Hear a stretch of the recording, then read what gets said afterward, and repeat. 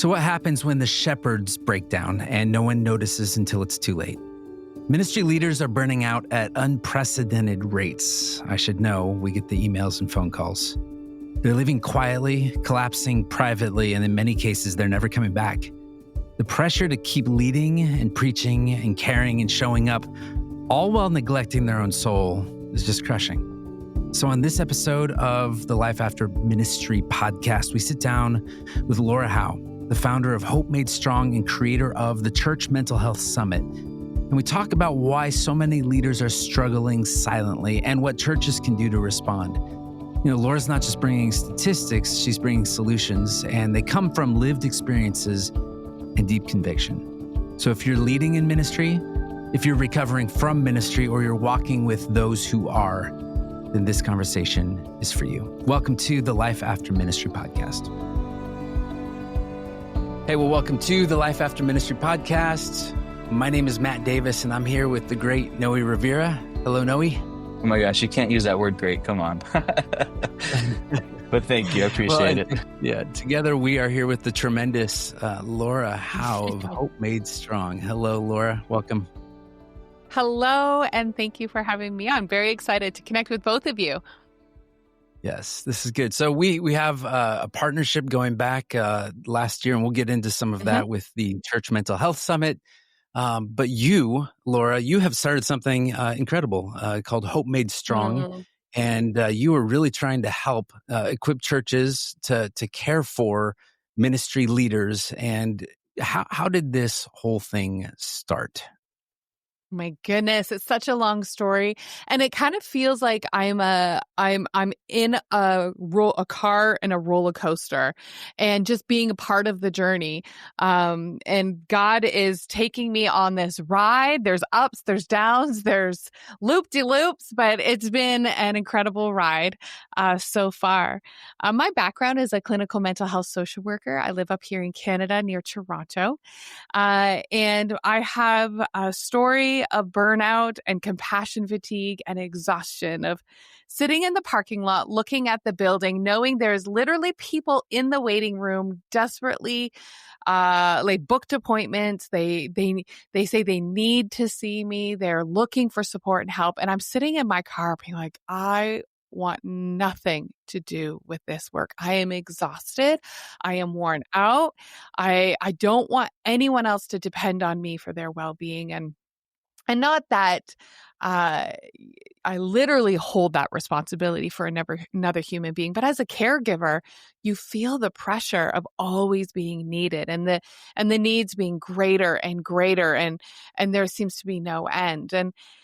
And so that led to a self-discovery journey that included some time away from sick time, away from work, and seeking support and help. And out popped Hope Made Strong through the Lord's gracious work in my life and heart. And so now 5 years later, or it has been 5 years, that I've had the honor to lead Hope Made Strong, which, as you said, is an organization that comes alongside and equips and trains and supports the local church so that it can be a safe place to support their congregation and their community. Is it something, how does one get to this point of burnout and compassion fatigue? Is it something that we bring on ourselves, or is it the demands of the crowd that are just nonstop? Is it a lack of boundaries?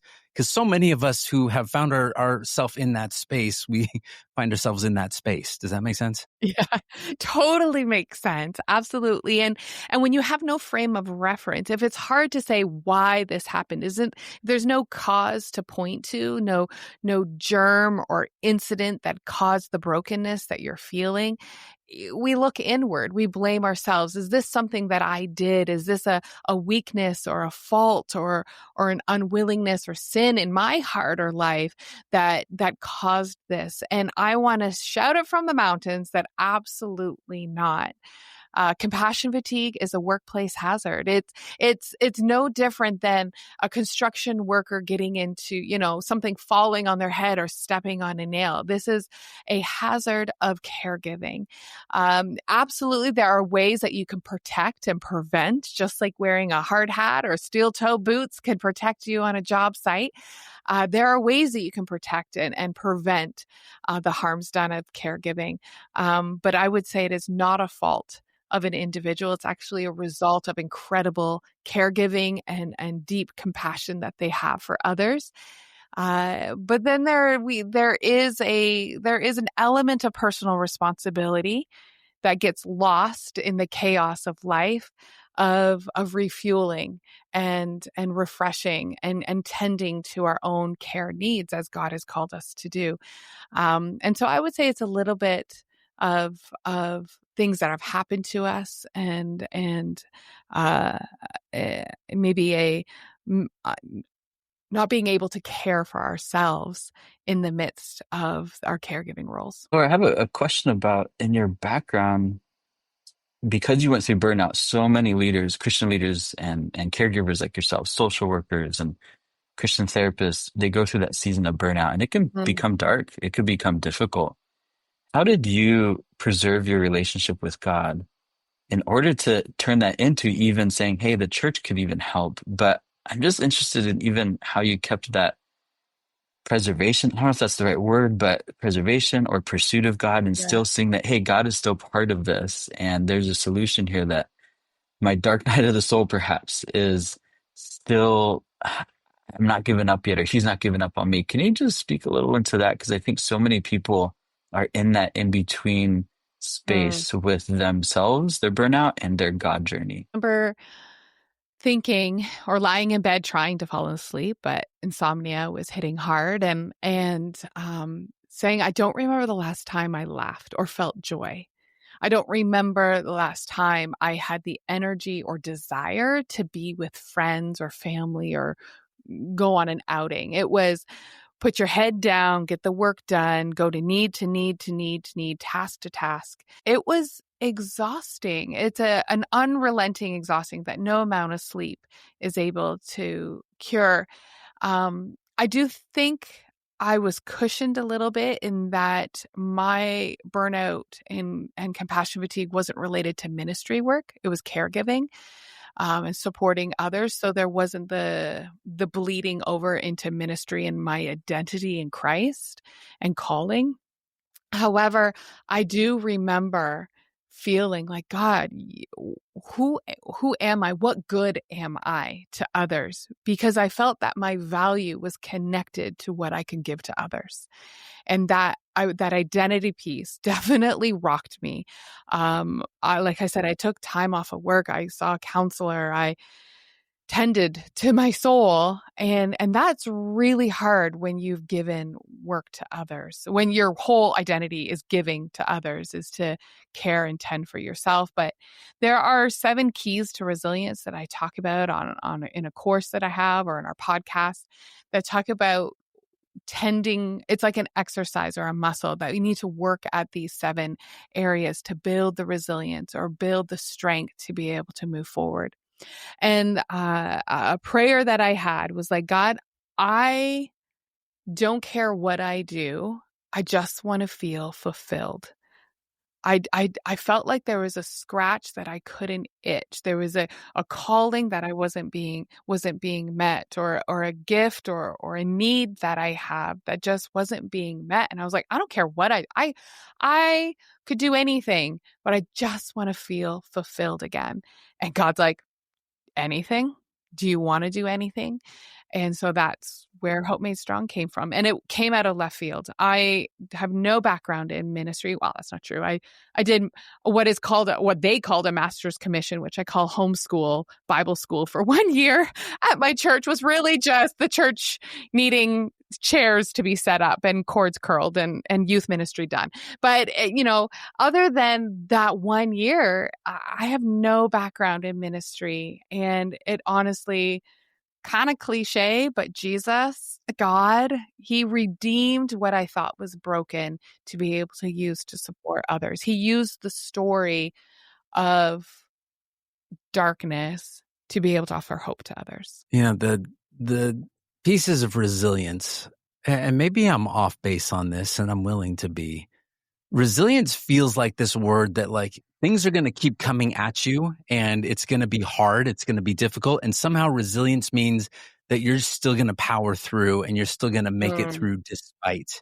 And is that the expectation, or is there a way to receive some of these things that are coming at us? And being in ministry, you have really big situations, like really big, like life altering, life changing. Like I've done funerals for children and people who've committed suicide. I've gone through these seasons where people's marriages were just totally falling apart. Like, so resilience feels like this thing that like, okay, I'm gonna keep charging forward despite these things that are coming at me. And is that okay? Is that just what it's like? And then is there something besides resilience that like you just can absorb it, or do you need to just walk away from it for a while? What does that look like? And Noe, jump in and be a part of this conversation with me. I think resilience feels like the unicorn that work-life balance is. It's a great saying, but almost impossible to achieve, or feels impossible to achieve.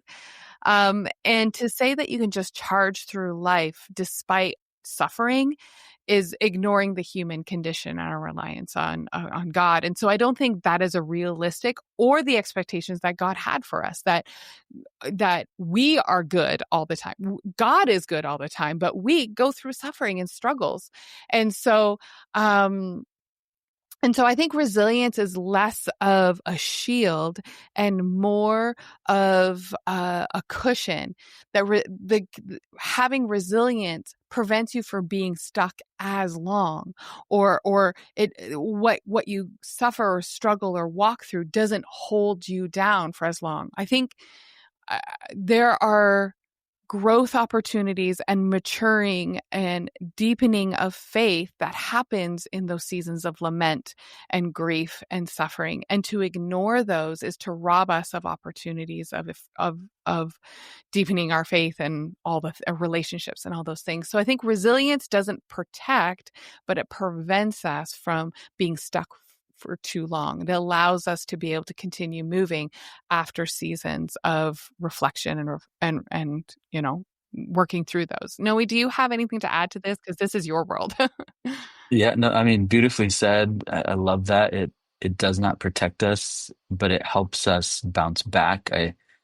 I've used this example with my kiddos when I work with kids. It's like a basketball. If you kind of deflate the basketball a little bit, it's not going to bounce back as high. But resilience is, I need things to give me air in my life. I need to build maturity. I need to build a tolerance for suffering and how to suffer well. And those are all things of air, but they're invisible. They're on the inside. And if we fill the inside with as much long suffering and different tools, we're going to bounce back, and we're going to bounce back higher the next time we hit the floor. But if we hit the floor without those internal tools, it hurts more. So I love your analogy. It's not going to preserve us. It's not a shield, but it will help us bounce back. Mm-hmm. Good. I think I'm going to just take over the podcast and just ask you all of my questions. I feel like I have the two experts in the room, and anything that I've ever wanted to know, I can just hit you guys up right now. It's good. Oh Lord, I'm starting to sweat, Noe. How about you? Yeah, I'm always sweating. Yes. I don't know about that. I don't know about that. So we deal with a lot of people who are in transition, whether they are being pushed out or whether they're being pulled out. And how do you know when you have, like, you don't need just rest, you don't need just care, but you need what is that? What's the indicator? What's the clue that we should be looking for? I know there's leaders who are listening right now. What do you say to them if they're just on the edge and really like they need something different? They need something wholly different. Yeah. I relate it to more of a physical ailment that people might be able to relate to easier than the vague, ambiguous feeling of emotions and experience. So if you're thinking of nutrition, we all need to eat nutritious and healthy foods to maintain our well-being. And then there are different levels or different degrees of ill health that happens. Maybe we have a poor diet and we have indigestion or GI issues or weight gain or hypertension or different things. So there's ailments that happen that can be supported with healthy prevention, but you probably need medication or something. And then there are issues that need more invasive treatment. And we're talking about, type 2 diabetes. I'm not trying to stereotype anyone with type 2 diabetes. I'm just saying physical ailments that are nutrition. You have minimally invasive experiences all the way up into invasive. And so when we look at our experience of our burnout, there are minimally invasive experiences all the way up into very intensive invasive experiences. And so the treatment or the strategy or the approach that you take needs to match with where you're at. Not saying where you're at is wrong or sin as a result of sin. It just is what it is. So let's approach that issue now. So everyone needs some sort of support, resiliency skills, things like community, connection, hobbies that aren't related to helping and caregiving. You need to be able to sleep at night. You need to eat food. You need to have rest. And so there's just those minimal things to help you keep going. But when those areas trip up, or when you trip on those, or you're not feeding or doing those prevention strategies, those keys to resilience, you're starting to have impacts in the areas of caregiving. And this is what my story is that I started avoiding people at work, or I was playing with my schedule. So I'd only see people at certain times a day, or I would only see this person once a month rather than probably the every 2 weeks that they needed, because I was protecting myself. And then when those symptoms of protecting myself impacted my family and my personal relationships and my physical health, I was further along in the spectrum of things. I would come home from work and I would yell at my kids because they're like, "Mom, can you help me?" And I'm like, "Oh my gosh, I can't help a single person. I have no tolerance for people needing me." And so it bled into my personal life. And I would say that for those who are, in the green zone or maybe just a little bit yellow, you're humming along pretty good. Everyone needs those prevention strategies, those things that, you guys probably talk about on the podcast all the time to help prevent yourself from becoming weary. But when you go further along into maybe the orange, thinking of like green, yellow, orange, red scale. If you're moving along over to orange, then perhaps you need a mentor or a counselor or a coach, or you need to schedule some vacation time. You need to be more intentional at infusing these resiliency strategies. You need to up the game. But when you are in the red zone, like I was, and the symptoms of burnout and compassion fatigue were bleeding and all in every area of my life, and it was starting to impact my work and my personal relationships, I needed to walk away and find health for myself. That's what I needed. I'm not prescribing what other people need. I'm saying this is what I needed. And I had the privilege to be able to take 2 months off of work and then slowly come back into work on a part-time basis for the third month. And that distance away from caregiving gave me so much perspective and restoration that it helped me. I can now identify the red flags because they still come up, and then I'm able to be more proactive. Yeah, that's good. No way I was going to let you grab a question if you had one. I have 20. Yeah, I think I've got a bunch. Laura, one is your ability to go through a season like that and to recognize when you were going from yellow to orange to red and living in red probably, and it's impacting your family and personal life. Where did you pull on that place of hope? Because you named your organization Hope Made Strong. And this thing about strengthening, hope. And I know there's probably a long journey that we can't probably cover everything in it, but I'm just interested in how you went from red zone to hope made strong. And how did that, what, maybe a few things, what helped you get to that place? Um, During that season off, I was just, God, I'll do anything. I'm at the lowest of lows. I'll do anything if I feel fulfilled. If you can, you created me, you know me best. And when I returned to work, it was jarring to see how other people were wounded healers, that they were walking around caring for others, but deeply wounded. And I started recognizing signs in other people that I remember I talked that way, or I remember feeling that way, or that person is so jaded and they're so cynical, and all of these other signs and symptoms that I have felt myself. Um, and at that time, I at that time, there was a really public figure that was passionate about mental health in the church. And that pastor died by suicide. And I remember everyone just being so immensely shocked by this. They were like, how is this possible? How on earth could this have happened? And me just coming out of this really dark season of a caregiver, I was like, I know exactly how that happened, because I remember feeling hopeless and, my identity shook and everyone depending on me. And as a first responder and as a caregiver, our susceptibility to suicidal thoughts and depression is significantly higher.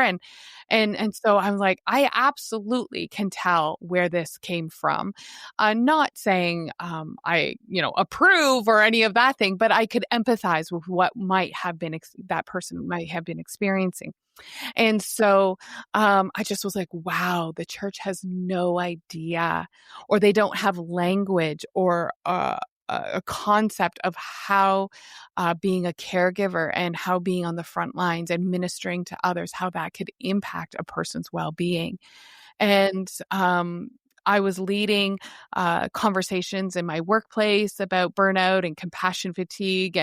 And I, like I said, I'm not in ministry. I'm a volunteer and a leader in my church of small groups and, different programs and all that stuff.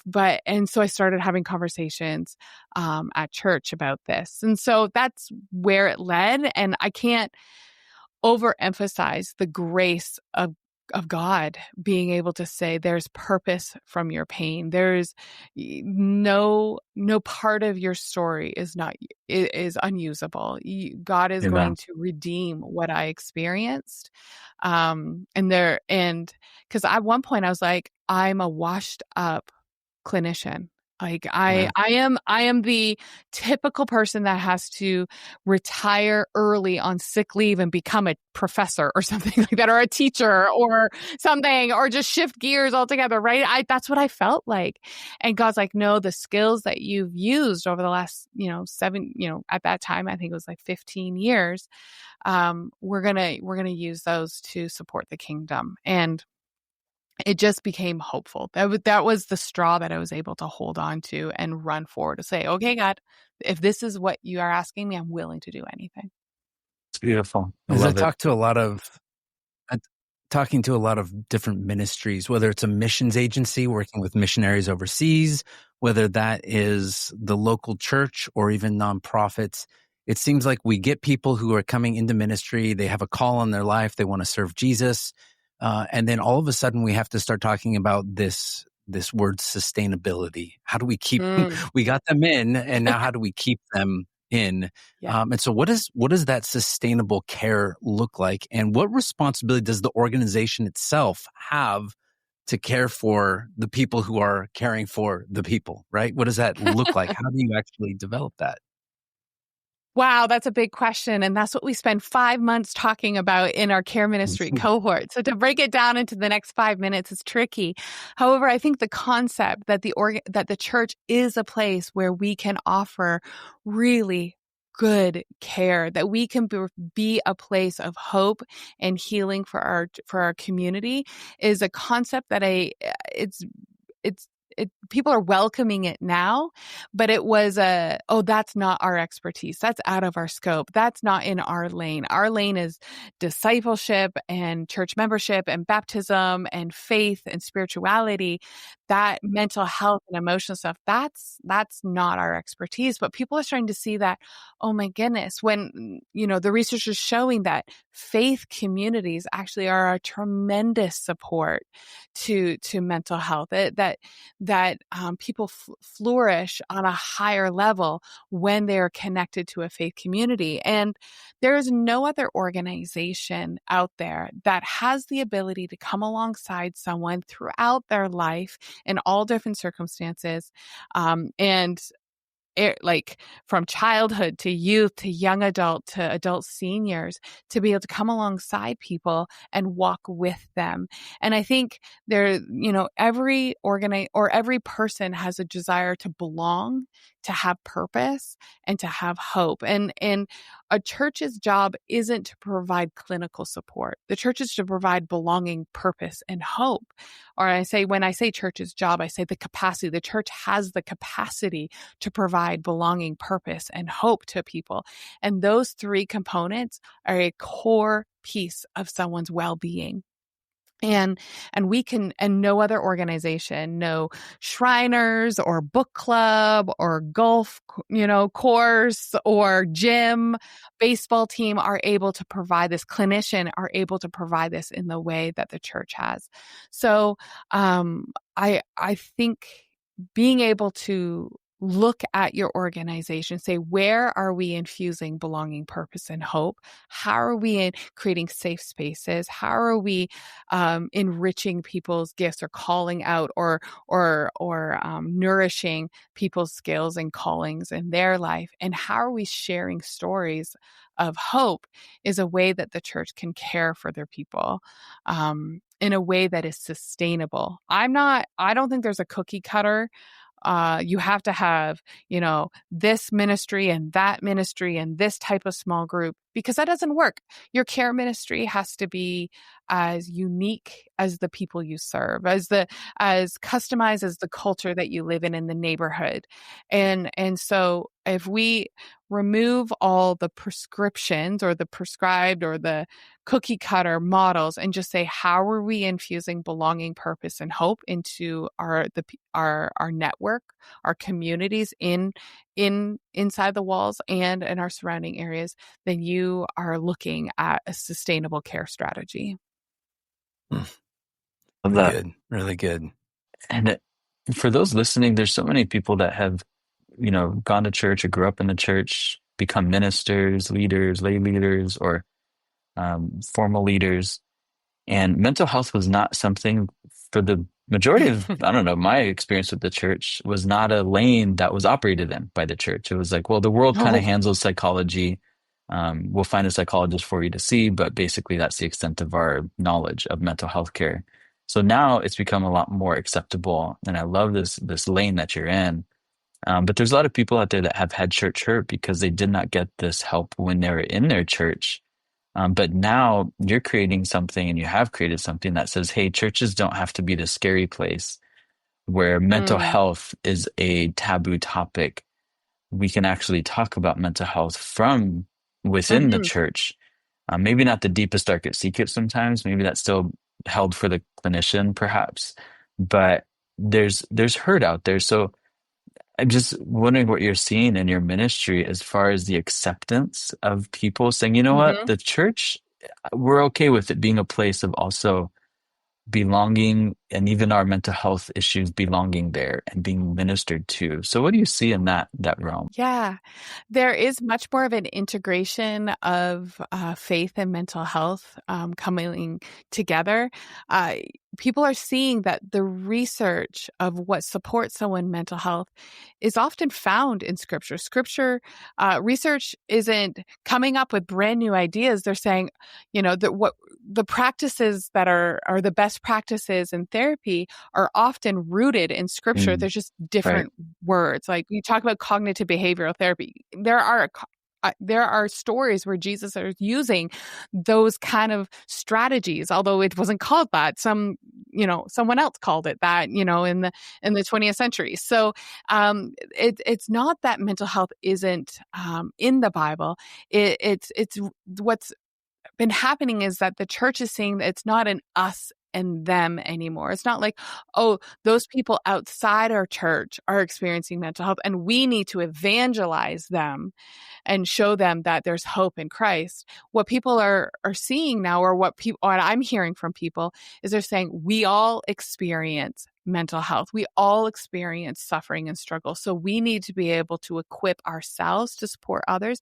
And we need to equip our congregation on how they can journey or travel or experience those life hardships in a healthy and supportive way. And it's no longer us and them. It's all of us. Mental health is looked at now, or for the most part, as whole health.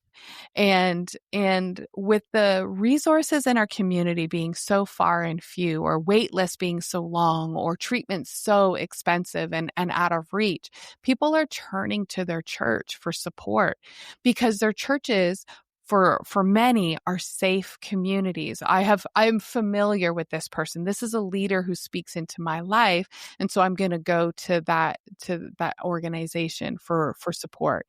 And so churches are now experiencing this flood of needs. And they're saying, what do we do with this? We have no expertise in this area. We need to we need to build our capacity. We need to build our awareness so that we don't harm people further, and that we can support people within the best way that we can, including partnering with clinicians and referrals. And so the trends are pointing more to churches engaging in the conversation of mental health. What is continuing to be the questions is, how do we do that? How do we practically show up for our people when we are not a clinic? How do we engage in these conversations? What safeguarding practices do we need to have for our community and for our staff so that we are not overwhelmed or get above our head? Or, what supervision is available out there? What training and resources? How do we build ministries or programs that support people to handle the volume of needs that are showing up at our door? And I love that that's the new Laura, new trend. Yeah, it's great. Yeah. As what I call myself as a recovering pastor and somebody who's been in that seat before, in the fetal position in my office before, I'd have to go speak on a Sunday morning saying, Lord, not today, or just knowing the slate of people that you'd have to talk to. I get it. And I know that pain, or the weight, it's not pain, but the weight of that, the pressure that I want somebody on the other side of this meeting to come out and to feel better and to feel relief. And even to the point of sitting across the couch from a therapist who said, let me see your wrists. And I said, why? He said, I want to make sure I wasn't talking to the Messiah incarnate here, because you start to get into that position of, Yes. I have to save everybody. And you have to also kind of readjust your expectation of who you are. And all we can do is we can lead people to Jesus. We are not Jesus ourselves. But you, out of all of this, and I love what you've created with Hope Made Strong, but you also started this thing called the Church Mental Health Summit. And we got to take part in that and share a little bit last year. But how has the summit evolved, and what's the impact that you've seen globally? Why did this start? I have 20 questions in one, but give us the big overview of what's going on with this and who should be showing up. Yeah. So Hope Made Strong started in 2019, and the Church Mental Health Summit started in 2020, when I was like, man, the church stinks at talking about mental health, and not for the lack of desire. There's definitely good intentioned people that want to participate, but we are very ill-informed. It was very difficult. People are scouring Google trying to find this. And so I wanted to create a go-to place where people can find practical how-tos on how to support mental health in their church.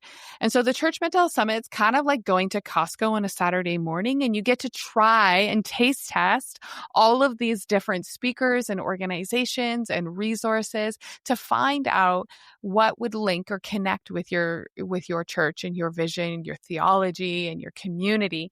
Like I said, there's no cookie cutter approach to care.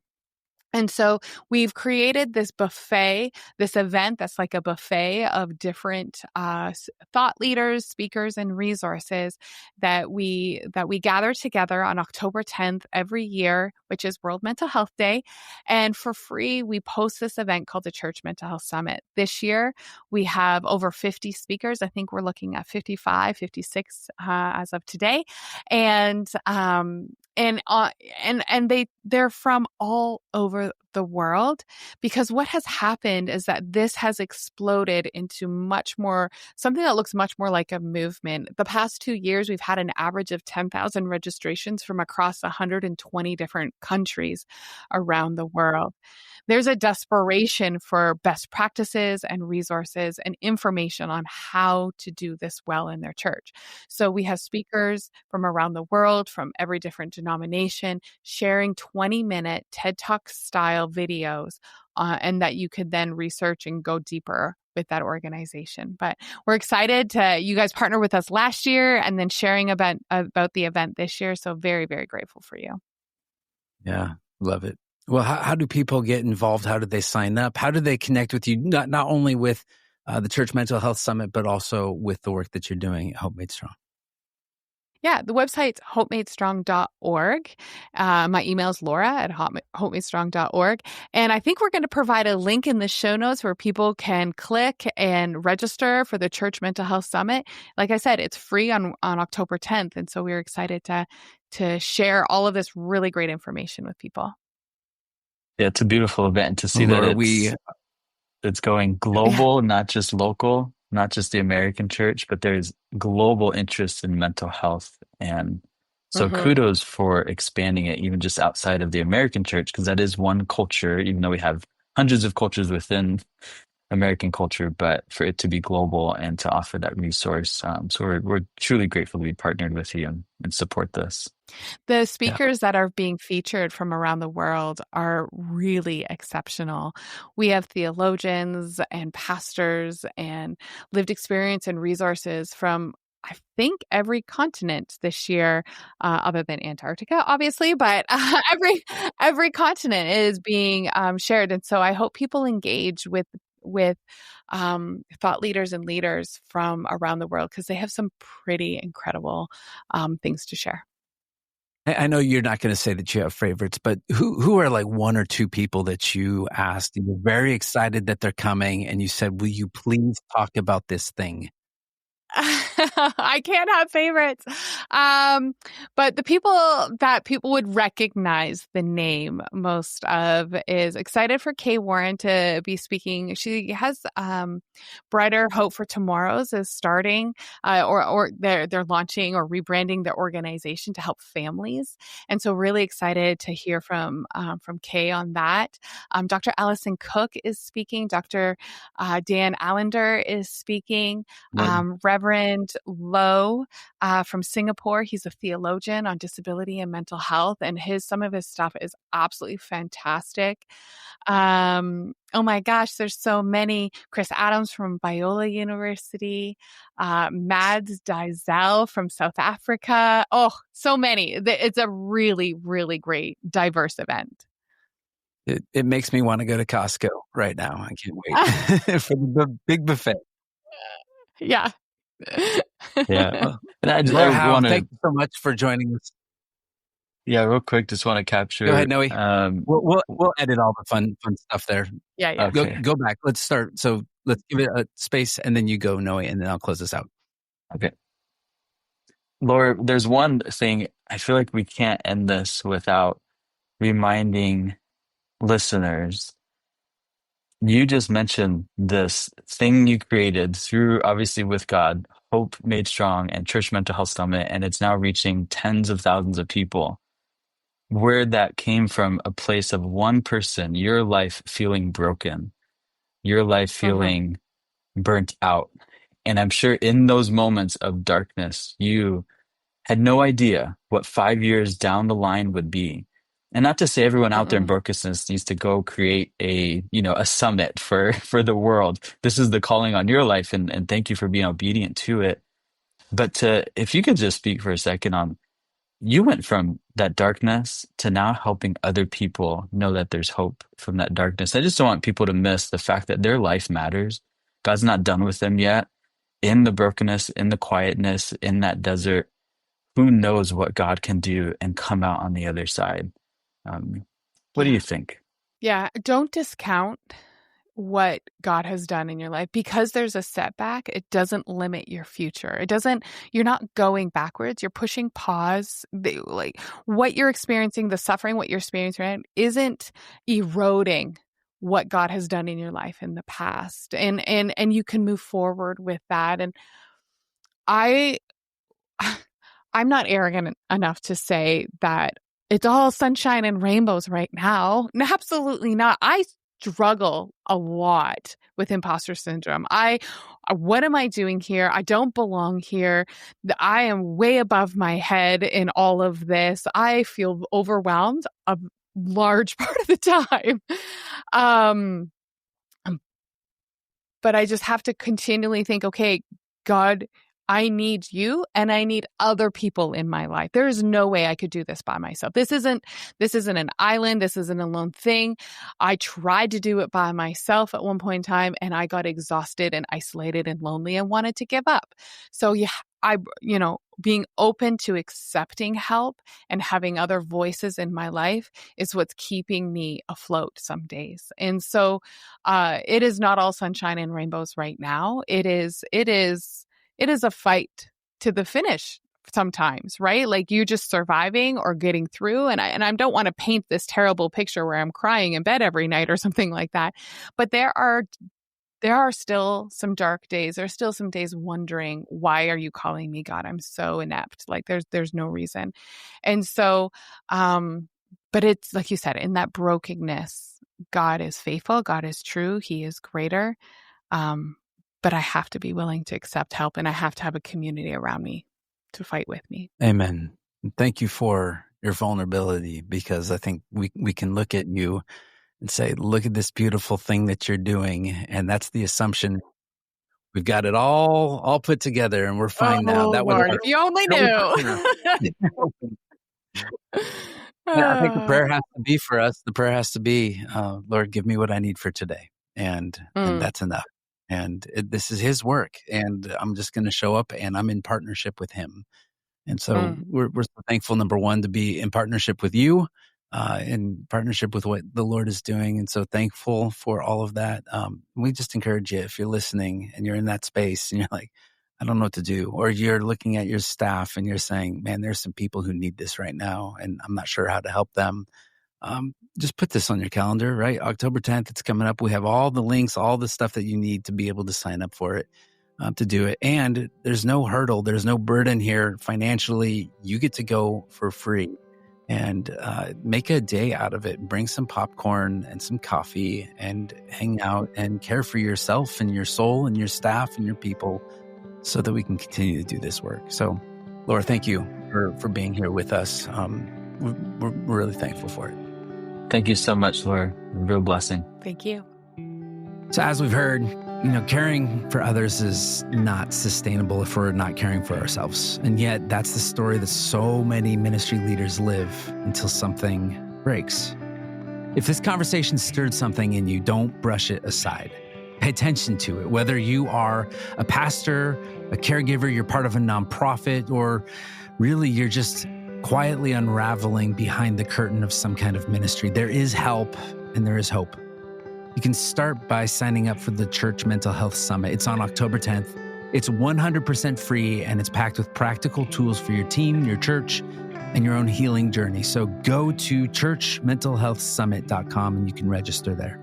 And if you're a decision maker and you're facing a hard transition, or someone with a heart for ministry leaders walking the path, We'd love to come alongside you. You can visit us at ministrytransitions.com and you can learn how to get involved. You can receive support or you can give towards this vital work. We support ministry leaders who are in transition all the time, who don't have enough financial support. You know, we believe that leaders shouldn't have to fall apart in the dark. And so we want to bring these things to light. We want to offer care and we want to multiply, not divide the church. Thanks for listening to the Life After Ministry podcast.